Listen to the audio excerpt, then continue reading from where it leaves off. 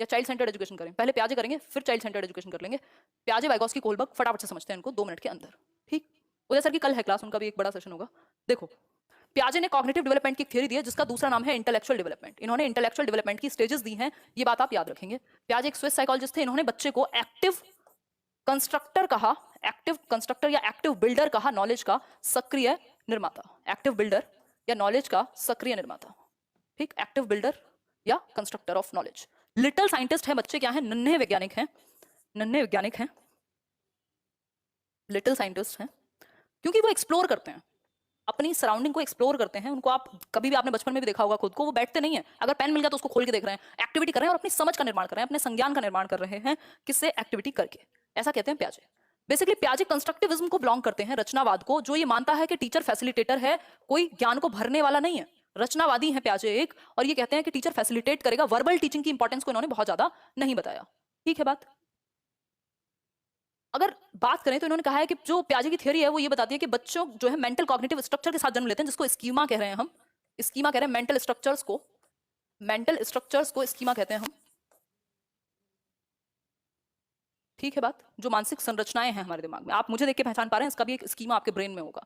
शुरुआत में सिर्फ कुछ ही स्कीमा होते हैं जो सर्वाइवल वाले होते हैं, जैसे आपका चूसना यानी सकिंग का, ग्रास्प करना चीजों को, है ना, ये सारे, या रूटिंग रिफ्लेक्सेस भी होते हैं, वो समय के साथ खत्म हो जाते हैं, बट स्कीमा कुछ ही होते हैं, लिमिटेड। बट हम समय के साथ स्कीमा बनाते जाते हैं, अपनी समझ विकसित करते जाते हैं। जो मैक्सिमम ग्रोथ है हमारे संज्ञान की वो 14 से 15 साल की उम्र तक आ जाती है। इसीलिए इन्होंने 4 स्टेजेस में बौद्धिक विकास को, संज्ञानात्मक विकास को बांटा है। उन 4 स्टेजेस से पहले ये 4 एलिमेंट्स आपको कम ही लोग बताएंगे। ये 4 एलिमेंट्स को याद रखिएगा, ये 4 तत्व हैं प्याजे की थ्योरी में।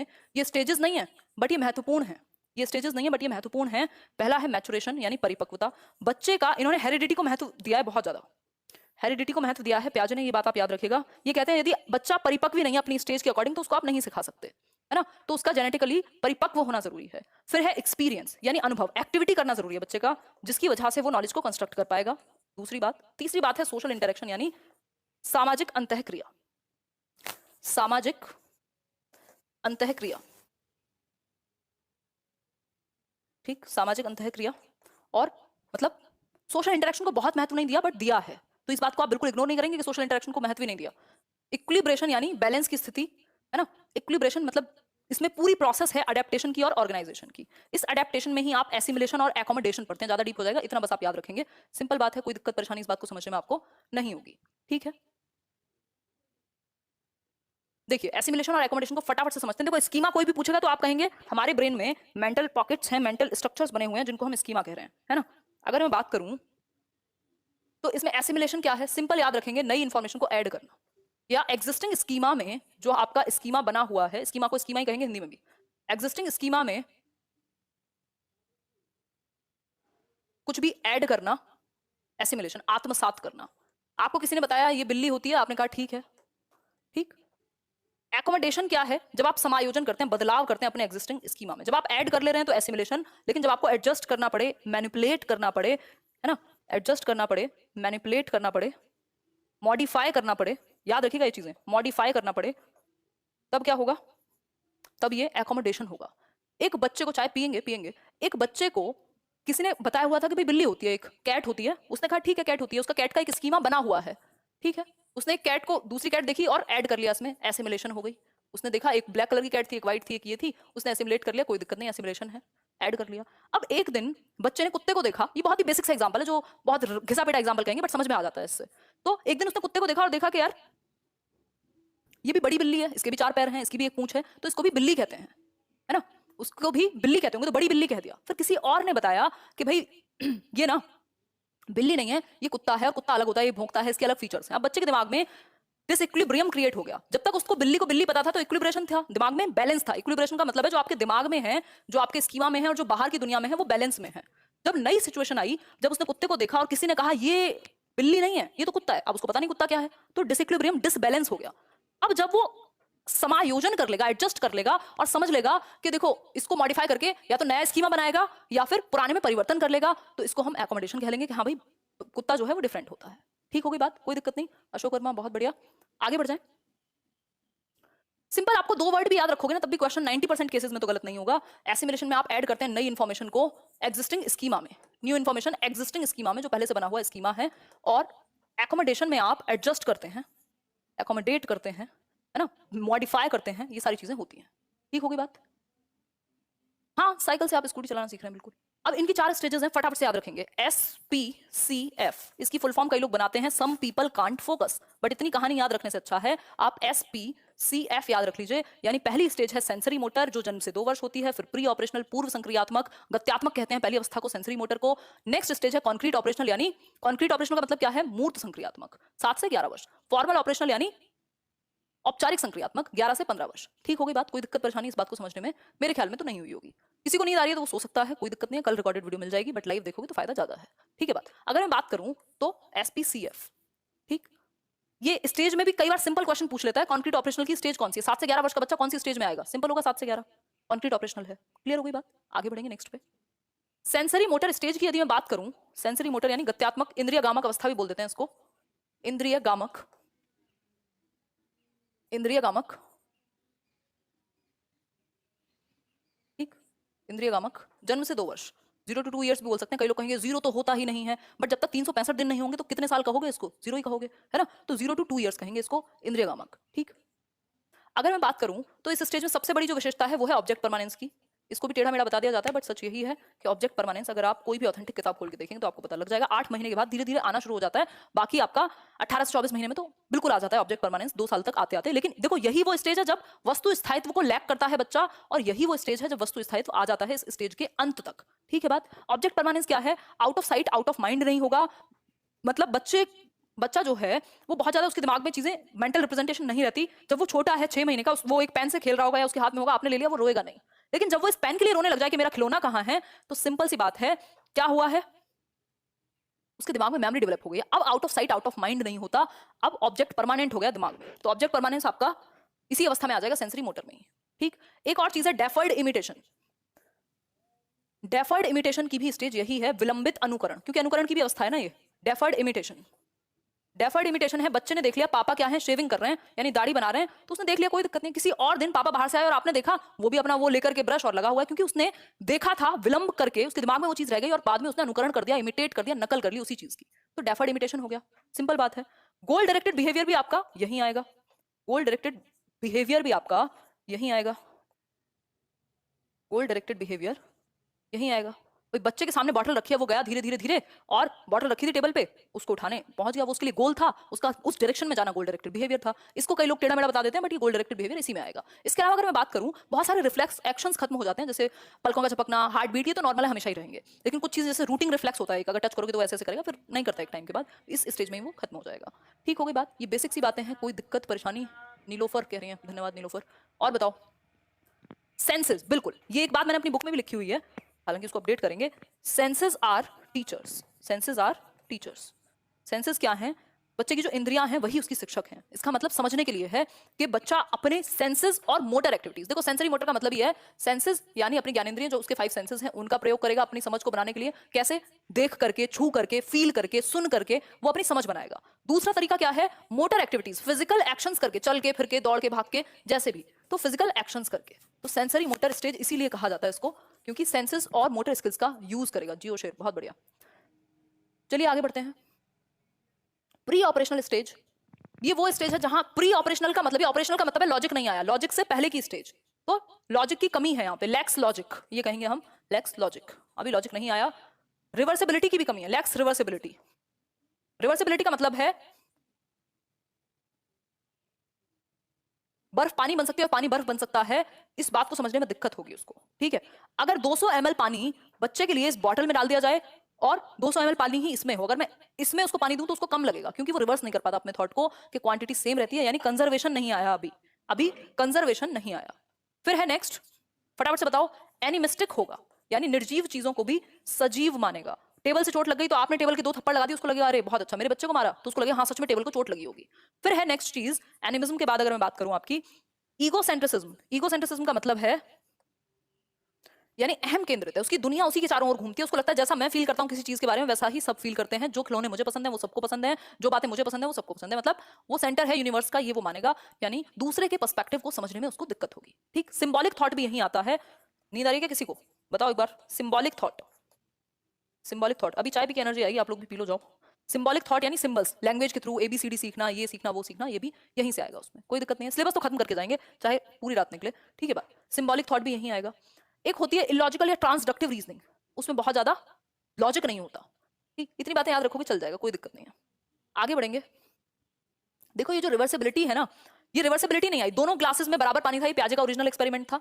एक लंबी सी नली में डाल दिया तो उसको लग रहा है बड़े वाले बीकर जो पतला है उसमें ज्यादा, जबकि क्वांटिटी सेम है, 200 ml इसमें 200 ही इसमें, या 100 है तो 100 ही है। इसका मतलब बच्चा प्री ऑपरेशनल स्टेज में है। यदि वो समझ पाता कि पानी सेम ही है तब वो कॉन्क्रीट ऑपरेशनल में हो जाता, लॉजिक आ चुका होता उसके सामने। नो स्लीप, बहुत बढ़िया। मुझे लग रहा है थोड़ा एक जोक सुनाओ, बना देंगे, आप सुनाने की बात कर रहे हो। गले में दर्द हो रहा है, 5 मैराथन चलेंगी कैसे? थोड़ा धीरे बोलूंगी अब से, मैं बुजुर्गों की तरह बोलूंगी मैं आज से। देखो एक बार, कॉन्क्रीट ऑपरेशनल यानी 7 से 11 वर्ष, इसको मूर्त संक्रियात्मक अवस्था कहते हैं और उसको पूर्व संक्रियात्मक कहते हैं। देखो एक बार, मूर्त संक्रियात्मक अवस्था, ठीक हो गई बात। अब ये जो कॉन्क्रीट ऑपरेशनल स्टेज है, यहाँ पे लॉजिक आ जाता है। सबसे पहले बच्चे में जो तर्क आएगा वो इंडक्टिव रीजनिंग होती है, बट आ जाती है ना, इंडक्टिव रीजनिंग आ जाती है, लॉजिक आ जाता है, इसमें तर्क आ जाता है, ठीक हो गई बात, लॉजिक आ जाएगा। और CCS आता है। CCS का मतलब क्या है? क्लासिफिकेशन, यानी चीजों को वो अलग अलग कैटेगरी में विभाजित करना सीख जाएगा। भाई रेड को रेड में, ट्रायंगल को ट्रायंगल में, सर्कल को सर्कल में, ठीक। दूसरा क्लासिफिकेशन आ जाएगा। कंजर्वेशन, जो अभी ग्लास वाला एग्जाम्पल था, अब संरक्षण आ गया उसके अंदर, तो अब वो समझ जाएगा, चाहे आप उसे 1 रुपए के 10 सिक्के दो, चाहे 1 10 का नोट दो, उसको पता है दोनों बराबर है। शेप और साइज चेंज होने पे क्वांटिटी सेम रहती है, यही कंजर्वेशन है जो इस स्टेज में आ जाएगा। तीसरी चीज है सीरिएशन, वो होता था आरोही अवरोही वाला, वो आरोही वो वाली नहीं, आशिकी 3 वाली, है ना। सीरिएशन, सीरिएशन मतलब सीरीज में लगाना, चाहे वो डिसेंडिंग ऑर्डर हो चाहे वो असेंडिंग ऑर्डर हो, वो लगा लेगा, कोई दिक्कत उसको नहीं होगी, ठीक। क्लियर हो गई बात? आगे बढ़े। कल से थोड़ा जल्दी शुरू करेंगे 8 बजे, बट मेरी बाकी भी क्लासेस होती हैं, 9 ही बजे रखेंगे। देखो एक बार, कंजर्वेशन की यदि हम बात करें तो कंजर्वेशन यानी संरक्षण का एक उदाहरण है कि 5 बॉल ऐसे रखी हुई हैं, उसको लग रहा है ये कम है, बट आप उसके सामने ऐसे रखेंगे तो उसको लगेगा ये ज्यादा है। जब ये दोनों चीजें बराबर वो समझने लगे, रिवर्सिबिलिटी आ जाए उसके दिमाग में, तो यानी संरक्षण आ चुका है। सिंपल बात है। अच्छा कि 2 है 3 है, पता नहीं यार, मेरा भी दिमाग कहाँ है। हाँ 2 होगी, वॉट एवर इट इज, याद नहीं है मुझे, इतने टाइम पहले देखी थी। कई लोग तो भावुक होकर रो रहे होंगे, कई लोग तो। बहुत बढ़िया, बहुत ही बढ़िया। हाँ असेंडिंग डिसेंडिंग ऑर्डर आपका। नींद आ रही है बहुत, बट पढ़ना भी है। पानी में डूब जाओ, जाके नींद चली जाएगी। देखो एक बार, डूब ही मत जाना, घर वाले मेरे घर आ जाएंगे, हमारे बच्चों को बीमार करा दिया। देखो क्लासिफिकेशन का मतलब है आप साइज, शेप या कलर किसी भी एक कैरेक्टरिस्टिक के बेस पे कैटेगरी में विभाजित कर पाओ। कैटेगरी का मतलब क्या हुआ है यहाँ पे? वर्गीकरण कर पाओ विशेषताओं के आधार पे चीजों के, ठीक है बात। सुपर क्लास, बहुत बढ़िया। नेक्स्ट देखते हैं सीरिएशन। सीरिएशन का मतलब है सीरीज में आप इसको ऑर्डर में प्लेस कर पाओ, चाहे वो असेंडिंग हो चाहे वो डिसेंडिंग हो। फॉर्मल ऑपरेशनल स्टेज की यदि हम बात करें तो 11 साल के बाद आएगी। इसके बारे में कुछ विशेष चीजें हैं। लॉजिक अगर एब्स्ट्रैक्ट चीजों के बारे में पूछ ले, एब्स्ट्रैक्ट चीजों के बारे में, अमूर्त चीजों के बारे में लॉजिक पूछे, तो आप कहेंगे 11 साल के बाद यही वाली स्टेज में आएगा। तो इतनी ज्यादा बढ़िया आदत बची नहीं लिखने की। अमूर्त की यदि हम बात करें, हिंदी की बात कर रही थी, गड़बड़ हो मात्रा में तो ठीक कर लेना, ठीक। अगर मैं बात करूं एब्स्ट्रैक्ट की, एब्स्ट्रैक्ट लॉजिक, देखो इससे पहली अवस्था में कॉन्क्रीट लॉजिक आता था। कॉन्क्रीट का मतलब है जिन चीजों को वो टच और फील कर पाए, जैसे ये है, इसके बारे में वो लॉजिक लगा लेगा। जिन चीजों को वो देख पाता है, टच फील कर पाता है, कॉन्क्रीट ऑपरेशन में उसके प्रति लॉजिक आ जाएगा। लेकिन वो चीजें जो उसके सामने नहीं है, उसके आइडियाज में, उसकी इमेजिनेशन में है, उन पे भी वो सोच पाए, यही एब्स्ट्रैक्ट लॉजिक है। जैसे फिजिक्स के कॉन्सेप्ट समझने लगेगा इस उम्र का बच्चा, 11 12 में होगा, 10th में होगा, है ना। Active reasoning, hypothetico deductive reasoning, hypothetico deductive reasoning, इसको कहा जाता है परिकल्पनात्मक निगमनात्मक चिंतन। बेसिकली डिडक्टिव रीजनिंग यही आती है, मैं तो सुबह सोऊंगी, डिडक्टिव रीजनिंग यही आती है। हाइपोथेटिको डिडक्टिव रीजनिंग यानी परिकल्पनात्मक निगमनात्मक चिंतन। बच्चा हाइपोथेसिस कर पाएगा साइंस के टॉपिक्स पे। बेसिकली बहुत कम लोगों में ये होती है, जो साइंटिस्ट होते हैं, जो इकोनॉमिस्ट होते हैं, जिनकी हाई मेंटल एबिलिटीज है, उनके अंदर ये आती है। बट आएगी तो इसी स्टेज में आएगी, या इसके बाद, मतलब इस उम्र तक, क्योंकि आपका जो मेंटल मैक्सिमम डेवलपमेंट है ना आपके दिमाग का, वो इसी में होगा, किशोर अवस्था में फाइनल हो जाएगा, ठीक। 90% तक तो अर्ली चाइल्डहुड में ही हो जाता है, जो बॉर्नविटा का एड था, 5 साल की उम्र तक 90% मस्तिष्क का विकास, है ना। लाइक शेयर करते रहो यार, एनर्जी की कमी नहीं होनी चाहिए, क्योंकि 5 दिन में ही खत्म होगा ये काम, जो 5 दिन की बात है। देखो एक बार, मेरी स्पीड भी थोड़ी ज्यादा है, मतलब नॉर्मल लोगों के 2 घंटे और मेरे 2 घंटे का मतलब है मैं बहुत स्पीड में बोलती हूँ। तो जो 3 घंटे की क्लास जनरल होती है, वो ये मान लो कि 2 घंटे में करा दी होगी मैंने, तो इसलिए थोड़ा ज्यादा एनर्जी लगती है। हाइपोथेटिक और रिवीजन ऐसे ही होता है, अगर मैं रिवीजन में भी बहुत स्लो चलूं तो पॉइंट नहीं बनेगा ना फिर। देखो एक बार, अगर मैं बात करूं, हाइपोथेटिको डिडक्टिव रीजनिंग आ जाएगी, एब्स्ट्रैक्ट लॉजिक आ जाएगा, डिडक्टिव लॉजिक भी इसी स्टेज में आता है, ये भी आप याद रखेंगे। इतना काफी है, बाकी बहुत सारी चीजें आपको याद रखने की जरूरत नहीं है, ठीक। यार 7 8 घंटे सोती हूँ, मुझे भी, मैं भी इंसान हूँ। वाइकॉस्की की बात कर लेते हैं। वाइगॉस्की क्या थे? एक रशियन साइकोलॉजिस्ट थे, सोशल कंस्ट्रक्टिविस्ट यानी सामाजिक रचनावादी हैं। समाज और संस्कृति, ये कहते हैं जरूरी नहीं है आप एज के अकॉर्डिंग सीखेंगे, जैसे प्याजे कहते हैं ये भी कंस्ट्रक्टिविस्ट हैं, रचनावादी ही हैं, प्याजे भी रचनावादी हैं, बट ये सोशल कंस्ट्रक्टिविस्ट हैं, प्याजे रेडिकल कंस्ट्रक्टिविस्ट हैं। ये वर्ड्स आप याद रख सकते हैं, ठीक। सोशियो कल्चरल एस्पेक्ट, ये कहते हैं समाज और संस्कृति। यदि मैं कुछ ज्यादा समझदार लोगों के साथ रहूं या मेरे जो एक्सपीरियंसेस है मेरे समाज और संस्कृति से, वो मेरी एज से ज्यादा मुझे सिखा सकते हैं, ये बात हम कह सकते हैं। ऐसा वाइगॉस्की मानते हैं। जरूरी नहीं है कि उम्र ज्यादा होने पे ही एक व्यक्ति कुछ सीख पाएगा। इन्होंने देखा इनके बच्चे बेसिकली, इन्होंने ऑब्जर्व किया कि यदि इंटरेक्ट करें हम सोसाइटी और समाज से, वो जो बात कही जाती है ना कि जो आप एवरेज हैं उन 5 लोगों का जो जिनके आसपास आप रहते हैं, जो आपका सर्कल है, उसका सिंपल सा मतलब है कि हमारा समाज, हमारी संस्कृति हमारे ऊपर, हमारा एनवायरमेंट प्रभाव डालता है। ठीक है बात। इनकी थियरी का नाम ही है सोशियो कल्चरल अप्रोच। देखो 3 चीजें याद रखना वाइगॉस्की के टर्म में, SCL, बीपीएल से SCL याद कराया था।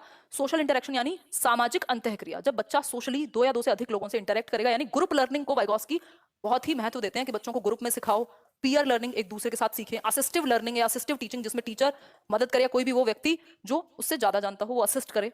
भाषा को इन्होंने टूल बताया है, लैंग्वेज को ग्रेटेस्ट टूल बताया, व्यक्ति का सबसे बड़ा टूल। कल्चर यानी संस्कृति, जो हमारी विरासत चली आ रही है वो भी हमें, सांस्कृतिक विरासत, वो भी हमें बहुत कुछ सिखाती है। ठीक हो गई बात, ये एक बेसिक सी बात है। अब इनकी लैंग्वेज के बारे में इनके विचार पढ़ लेते हैं, आता है कई बार। वाइगॉस्की ने ये माना कि लैंग्वेज डेवलप होती है सोशल इंटरेक्शन से, यानी सामाजिक अंतःक्रिया से। भाई अगर हम समाज के साथ इंटरेक्ट ही ना करें तो कोई लैंग्वेज नहीं है। एक बच्चे को आपने हमेशा अकेला ही रखा, उसको बोलना कहाँ से आएगा? वो जो मोगली था उसने तो, आपने मूवी देखी होगी जानवर वाली, वो सीख ली। तो कह सकते हैं कि सोशल इंटरेक्शन से हमारी लैंग्वेज डेवलप होती है। और लैंग्वेज एक व्यक्ति के लिए क्या है? ग्रेटेस्ट टूल है, सबसे बड़ा यंत्र है। इसके द्वारा हम अपने कम्युनिकेशन कर पाते हैं आउटसाइड वर्ल्ड के साथ, और संज्ञान का, आप भी अपनी समझ का निर्माण कर पा रहे हैं क्योंकि मैं भाषा का प्रयोग कर रही हूँ और आप उधर से कमेंट में भाषा का प्रयोग कर रहे हैं। ठीक हो गई बात, आगे बढ़ेंगे नेक्स्ट क्वेश्चन पे। 3 forms of language. 3 forms of language कौन सी हो सकती हैं? देखो एक बार, सोशल, प्राइवेट और silent inner speech. Social speech वो होती है जब बच्चा 2 साल की उम्र तक आते अभी मैं बताऊंगी स्टेजेस ऑफ लैंग्वेज डेवलपमेंट, वो बोलना शुरू करता है एक दूसरे से आसपास, मम्मी पानी दे दो, पापा पानी दे दो, फलाना ढिमकाना, 2 साल की उम्र तक। ये सोशल स्पीच, सामाजिक वाक। प्राइवेट स्पीच है निज वाक, जो 3 साल की उम्र से शुरू हो जाता है। ये बेसिकली बच्चा खुद को ही डायरेक्शन देगा बोल बोल के मान लो उसको कोई गाड़ी ठीक करनी है, अरे ये वाला कहाँ गया, ये वाला नहीं, ये वाला लगाना था, ये तो ऐसे चलेगी, छुक छुक छुक, क्या हो गया इसको, बैटरी कहाँ है इसकी, मतलब खुद से ही बातें करेगा बोल बोल के। इसको प्राइवेट स्पीच कहते हैं, 3 साल की उम्र में आ जाती है। और इसको इन्होंने बहुत इंपॉर्टेंट बताया है, जबकि प्याजे ने इसी को ईगो सेंट्रिक स्पीच कहा है, जो 2 से 6 वर्ष के बीच में आएगी प्री ऑपरेशनल में, और उन्होंने कहा है कि बहुत काम की नहीं है। ठीक।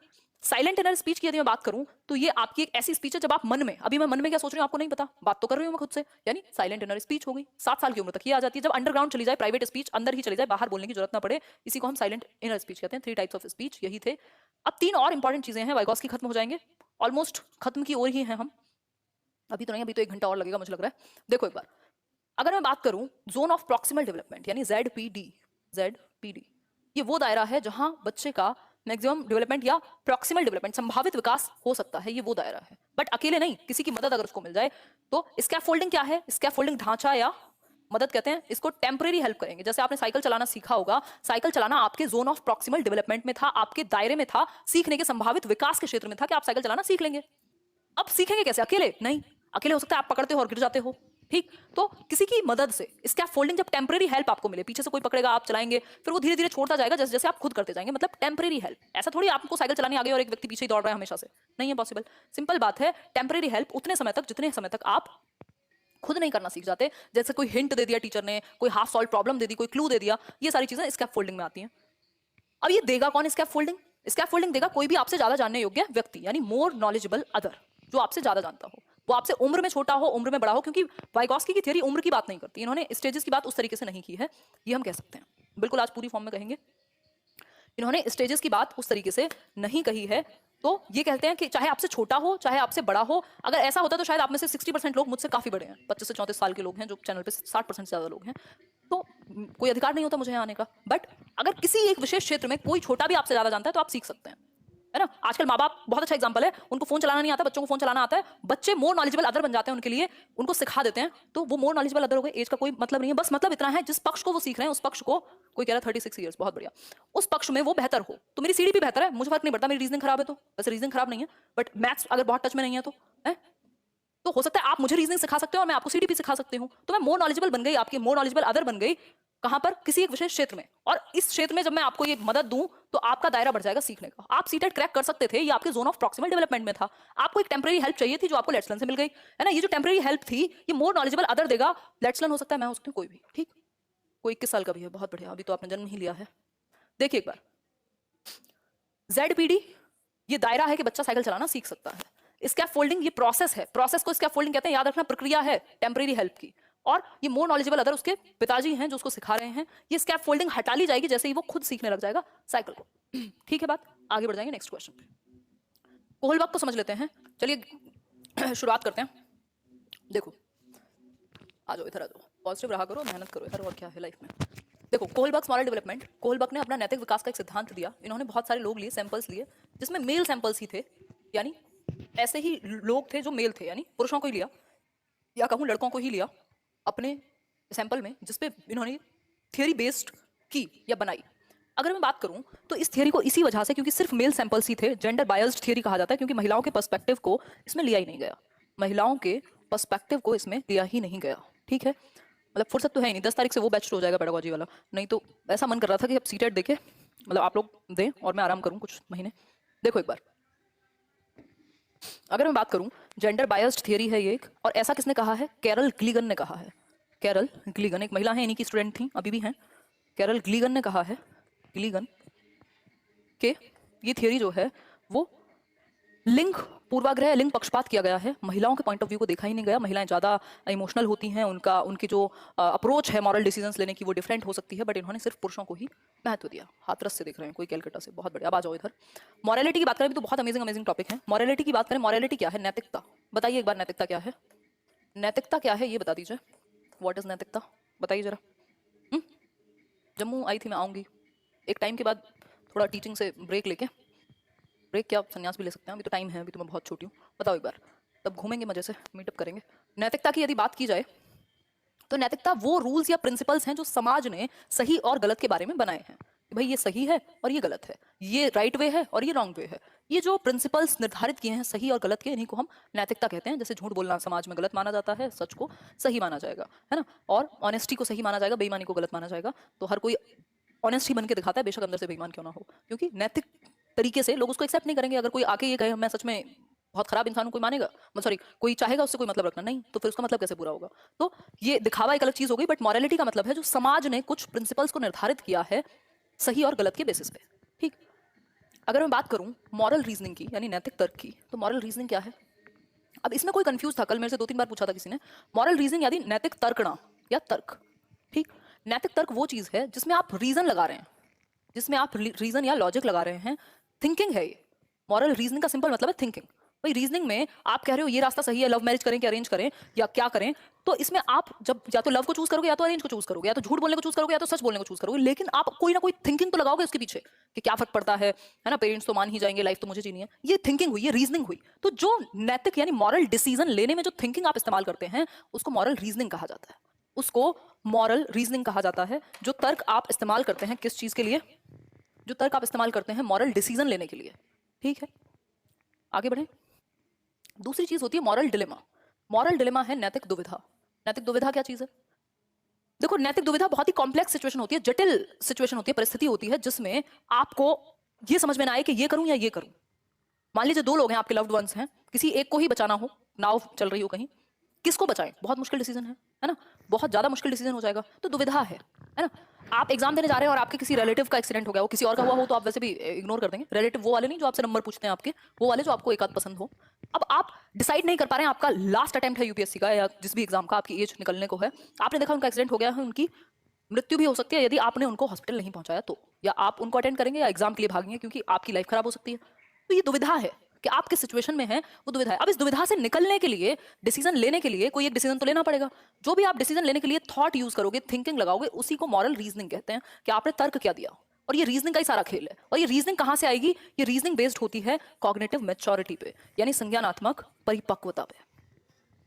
संज्ञानात्मक परिपक्वता पे, संज्ञानात्मक परिपक्वता पे बेस्ड होती है ये। जैसे कि प्याजे की थ्योरी से इनकी थ्योरी इंस्पायर्ड थी, कॉपीड नहीं थी, इंस्पायर्ड थी। तो ये संज्ञानात्मक जो मैच्योरिटी है ये एज के साथ आएगी। तो स्टेजेस के अकॉर्डिंग ये आपकी जो मॉरल तर्क है या मॉरल रीजनिंग है वो चेंज होगी, सिंपल बात है। ठीक है, एक हाइंस डिलेमा इन्होंने प्रस्तुत की थी। हाइंस एक व्यक्ति है, उसकी वाइफ की तबीयत खराब है, उसको कोई डेडली डिजीज है, वो तभी बच सकती है जब हाइंस क्या करे, उसको कहीं से एक जगह पे दवाई मिलती है और वो अफोर्ड नहीं कर सकता, वो जाता है, मेडिकल स्टोर वाला देता नहीं है, फिर वो कहता है, वो 100 गुना ज्यादा प्राइस मांग रहा है, 10 रुपए की यदि उसने बनाई है तो वो 1000 रुपए मांग रहा है, केमिस्ट जो है आपका मेडिकल स्टोर वाला, और कहता है कि मुझे तो पैसे बनाने हैं, तुम्हारी लाइफ जाए, मुझे कोई फर्क नहीं पड़ता, सिंपल बात। तो हाइंस जाता है अपने रिश्तेदारों से सब जगह से जुगाड़ करके भी उतना पैसा वो नहीं जुटा पाता, वो कहता है बाद में ले लेना, नहीं उसको तो अभी चाहिए। अब उसके पास दो रास्ते हैं, डिलेमा है। हाइंस की डिलेमा क्या है, दुविधा क्या है, या तो वो वाइफ को मरने दे या फिर चोरी करे। चोरी करे कहाँ, उसकी जो मेडिकल स्टोर था या केमिस्ट था, ताकि वो अपनी वाइफ को बचा पाए। अब यहाँ पे अलग अलग स्टेज के अलग अलग एज के बच्चों से पूछा गया कि क्या हाइंस को चोरी करनी चाहिए, क्या हाइंस को वाइफ को मरने देना चाहिए। अब अलग अलग स्टेज के बच्चों ने अलग अलग उत्तर दिया, उसी के बेसिस पे पता चला कि उनकी थिंकिंग क्या है। ठीक है, हाँ यमराज बिल्कुल तैयार खड़े हैं हाइंस की वाइफ को ले जाने के लिए, बट हाइंस कह रहे हैं रुको, मैं दवाई केमिस्ट की शॉप तोड़ूंगा, रात को चोरी करूंगा और लेके आऊंगा, क्योंकि तुम्हारी लाइफ से इंपॉर्टेंट नहीं है, वो भी तो गलत कर रहा है। तो फाइनली हाइंस दवाई ले आते हैं, बचा लेते हैं। अब अलग अलग तर्क हैं लोगों के अलग अलग स्टेज पे। तो इसी तरह से इन्होंने क्या किया, कोहलबर्ग ने 3 लेवल में बांट दिया बच्चों के या लोगों के जो सैंपल्स थे इनके, उनके तर्क को। कैसे, ये शायद आप देख पा रहे होंगे, या अगर नहीं देख पा रहे हो तो बता दो। देखो, अगर मैं बात करूं प्री कन्वेंशनल, ये 3 लेवल हैं, याद रखिएगा, लेवल 3 है, स्टेजेस 6 हैं। कितने लेवल हैं, 3 स्टेजेस, यानी स्तर जो हैं वो 3 हैं, चरण कितने हैं, 6। ठीक, हर एक लेवल पे 2-2 स्टेजेस हैं, इसलिए टोटल स्टेजेस 6 हैं। ठीक है ना बात, मजा आ रहा है बिल्कुल। प्री कन्वेंशनल यानी पूर्व परंपरागत, पूर्व परंपरागत, पूर्व परंपरागत। देखो, जिनको डर लग रहा है ना पेपर को लेके, बहुत सीरियस बात मैं एक कहना चाहूंगी, आपके हाथ में सिर्फ आपका एक्शन है, आपकी मेहनत है, बाकी चीजें आपके हाथ में नहीं है। और लाइफ में ऐसा ही होता है, लाइफ आपको हार्ड हिट करती है, बस एक ही चीज है आपके हाथ में कि आप खुद को मजबूत बना पाए। तो फोकस कीजिए, जो सीख रहे हो उसको सही अप्रोच से सीख पाओ, भूल जाओ। एग्जाम से बहुत बड़ी बड़ी प्रॉब्लम्स भी हैं जिंदगी में और डर भी हैं, तो उन प्रॉब्लम्स के सामने जरा इमेजिन करके देखो ना, घर का कोई एक मेंबर ना हो, लगेगा एग्जाम में कुछ दम है, एग्जाम की टेंशन, कुछ टेंशन लगेगी, बिल्कुल नहीं लगेगी। तो ये तो एक छोटी सी चीज है जिसके लिए अगर सही वे में आप तैयारी करो तो आज नहीं तो कल तो होना ही है। प्री कन्वेंशनल, बट इसको सीरियसनेस के साथ लेने की जरूरत है, बजाय कि डर में मजाक में रहने की। खैर, प्री कन्वेंशनल यानी पूर्व परंपरागत स्तर, stage 1 good results in praise agreement with authority. इस स्टेज को हम कहते हैं पनिशमेंट अवॉइडेंस, पनिशमेंट अवॉइडेंस या पनिशमेंट एंड ओबीडियंस कहते हैं इसको। इसका मतलब क्या हुआ पनिशमेंट एंड ओबीडियंस का, पनिशमेंट एंड ओबीडियंस का मतलब बच्चा पनिशमेंट से बचने के लिए आज्ञा का पालन करता है, तो अथॉरिटी के कारण, उसकी खुद की कोई मॉरलिटी नहीं है, बाहर से इम्पोज्ड है morality. Good is what satisfies a need, अच्छी चीज क्या है, जो दूसरी स्टेज में गुड गर्ल गुड बॉय कहा जाता है। इस स्टेज को good girl good boy, sorry mutual exchange कहा जाता है इसको, इसकी भाषा अलग है, भाषा अलग है, आप लोग समझ लेना कि मैं उसी भाषा में बात कर रही हूँ। म्यूचुअल एक्सचेंज या इंटरपर्सनल एक्सचेंज कहा जाता है इसको, सेकंड स्टेज को। टिट फॉर टैट, यहां से क्वेश्चन बहुत पूछा जाता है, ध्यान रखना। टिट फॉर टैट, जैसे को तैसा की स्टेज। अभी मैं कल देख रही थी एक जगह पे, जाती रहती हूँ उधर, तो कुछ बच्चे, 2 बच्चे लड़ रहे थे आपस में, और हम लोग 1-2 फ्रेंड्स थे, तो किसी ने उसको हटाना चाहा कि यार मारो मत एक दूसरे को, छोटे से बच्चे थे, 4 साल के 5 साल के, तो वो बिल्कुल कुश्ती चल रही है उनमें आपस में। तो बाकी जो उनके दोस्त थे वो कह रहे हैं कि दीदी हटाओ मत इनको, वो लड़ाई कर रहे हैं प्रॉपर ठंड में, गाड़ी पे कूद रहे हैं, मारने पीटने की कोशिश कर रहे हैं, हटाओ मत। उनका रीजन क्या है, उनका रीजन है कि इसने भी तो इसको मारा था, अभी इसने भी किया था ये, तो मतलब इसको बजने दो, आपस में लड़ाई होनी चाहिए, क्योंकि इसने इसको मारा तो ये भी इसको मारेगा, तभी जाके काम बनेगा, है ना। तो सिंपल बात है, टिट फॉर टैट, जैसे को तैसा। बच्चा घर के काम भी तब करेगा, दुकान पे भी तब जाएगा जब आप उसको पॉकेट मनी दोगे, वो हर चीज में अपना फायदा देखेगा, मुझे क्या मिलेगा।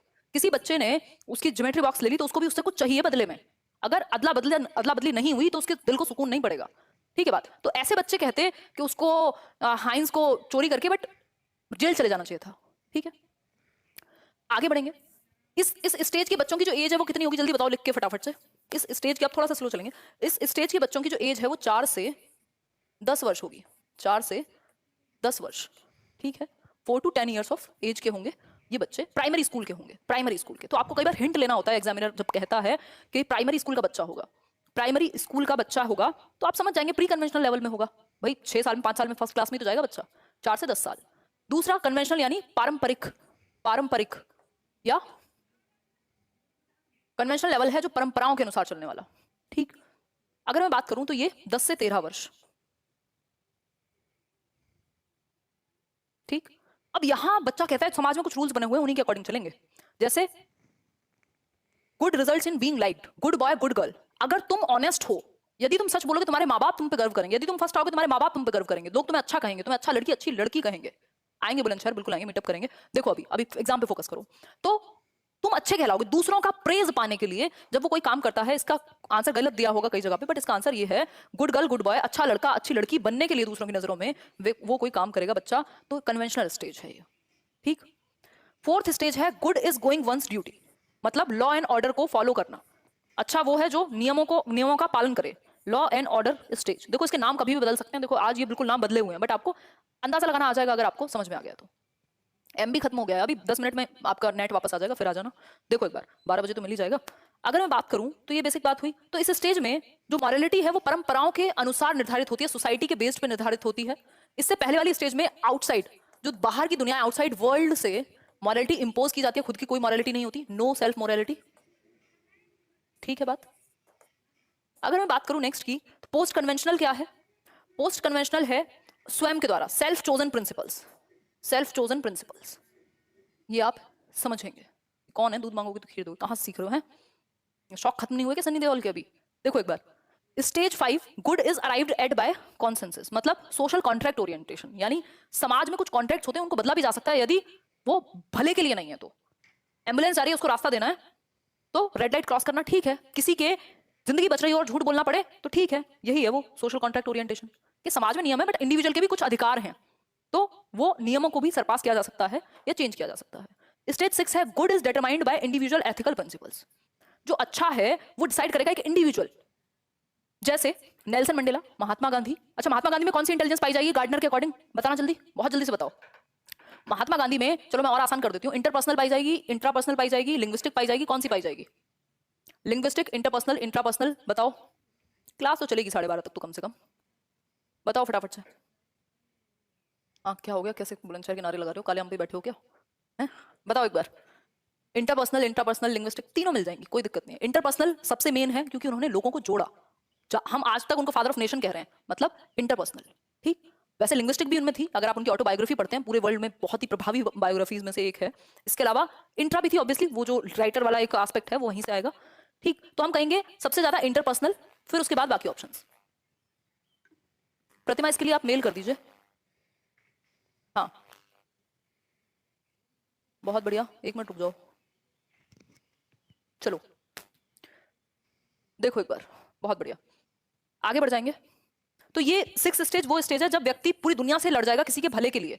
एक व्यक्ति है जो इनकम टैक्स नहीं देता क्योंकि वो खराब सरकार को पैसा देकर के वेस्ट नहीं करना चाहता, और ये क्वेश्चन मेरे सामने भी आया था, मतलब मैंने लिटरली सोचा था कि लोग क्या करते हैं, मतलब आप ईमानदारी से इतना टैक्स भर दो उसके बाद क्या होता है? हम देख ही रहे हैं कहाँ किस तरीके से बर्बादी होती है। बट क्या आप अपनी ड्यूटी करना भूल जाएंगे किसी के गलत होने से? नहीं। तो लेकिन कोई एक व्यक्ति है जो ये कहते हैं कि इनकम टैक्स में नहीं दूंगा क्योंकि सरकार फालतू के डैम्स बनाती है, तो वो पोस्ट कन्वेंशनल लेवल में है ना। हम तो पोस्ट में नहीं है, फिर यही मान लेंगे, ठीक है, सिंपल बात है। स्टेज 6 है आप दुनिया की भलाई के लिए खुद का भी नुकसान कर सकते हो, ये है स्टेज 6। ठीक होगी बात, आगे बढ़ेंगे। अच्छा यहाँ से क्वेश्चन सबसे ज्यादा पूछा जाते हैं 2 स्टेज से, जब आप लोग इतनी रात को जगे हैं तो कुछ तो एक्स्ट्रा लेके जाएंगे। देखिए 2 स्टेज से सबसे ज्यादा क्वेश्चन, एक तो ये पनिशमेंट एंड ओबीडियंस, यानी पनिशमेंट से बचने के लिए वो आज्ञा का पालन करेगा कि हाइंस को चोरी नहीं करनी चाहिए क्योंकि पनिशमेंट मिलेगी, पहली स्टेज। हाइंस को चोरी इसलिए नहीं करनी चाहिए क्योंकि रूल्स को ब्रेक कर देगा और ये गलत है। कौन सी stage? 4th, law and order, समझ रहे हो बात को। और हाइंस को चोरी कर लेनी चाहिए क्योंकि वो भी गलत कर रहा है जो मेडिकल स्टोर वाला है, तो फिर 6th हो गया, ठीक है बात। 5th हो जाएगा बेसिकली, इंडिविजुअल राइट की बात करेगा, उसमें 6th तो पॉसिबल नहीं है क्योंकि एक बड़ी जनता के लिए 6th में कुछ होता है, ज्यादा लोगों के लिए। दूसरा आपका क्वेश्चन बनता है यहाँ से म्यूचुअल एक्सचेंज से, टिट फॉर टैट से, जैसे को तैसा। तीसरा क्वेश्चन आपका बनता है गुड बॉय गुड गर्ल से। तो ये 3 क्वेश्चन बहुत महत्वपूर्ण है, तीनों स्टेजेस। एज फिर से याद कर लो, प्री कन्वेंशनल 4 से 10 वर्ष, 10 से 13 कन्वेंशनल, 13 एंड अबव जो है वो इसमें आ जाएंगे, ठीक है। क्रिटिसिज्म क्या है कोलबक्का, मैं शुरुआत में बता चुकी हूं आपको कि ये सभी कल्चर्स में एप्लीकेबल नहीं है। सारी जो जैसे भारतवर्ष में झूठ को गलत माना जाएगा, पाप की कॉन्सेप्ट होगा और बहुत सारी चीजों के कॉन्सेप्ट्स हैं, है ना। तो संस्कृति के अनुसार सभी संस्कृतियों में ये चीज वैलिड नहीं है। हालांकि इन्होंने जो स्टेजेस दिए हैं वो सभी के लिए दिए हैं, लेकिन सभी संस्कृति में ठीक से वैलिड नहीं है, ये हम कह सकते हैं, ठीक है। कोई कह रहा है आप कितनी देर मेकअप में लगाती हैं 0.1 मिनट,